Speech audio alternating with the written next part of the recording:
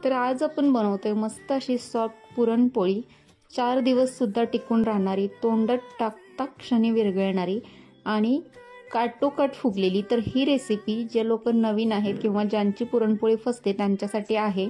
चला तर बघूया। तर रेसिपीला सुरुवात करण्याआधी तुम्हाला एक रिक्वेस्ट आहे, अजून पण तुम्ही रुपाली किचनला फॉलो केलं नसेल तर नक्कीच करा, म्हणजे असेच नवनवीन इंटरेस्टिंग रेसिपीज बघायला मिळतील।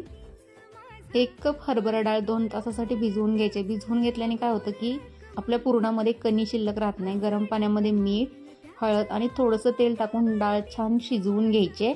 आता मी इथं 1 कप डाळ घेतली तर मी 1.5 कप मैदा घेणार, हळद आणि मीठ टाकून छान पीठ मळून ठेवणार 2 तासासाठी, झाकून ठेवायचे 2 तास। तर इथं बघा अशा प्रकारे एकदम सॉफ्ट अशी डाळ आपली शिजली पाहिजे।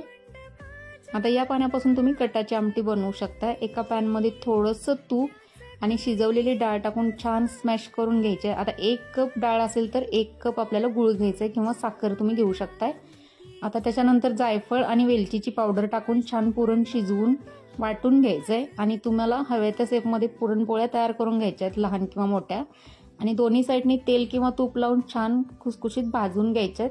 तर इथं बघू शकता आपली पुरणपोळी रेडी झालेली आहे। व्हिडिओ आवडला असेल तर व्हिडिओला लाईक शेअर करा आणि अजून पण रुपाली किचनला फॉलो केलं नसेल तर नक्कीच करा। चला तर मग पुन्हा भेटूया।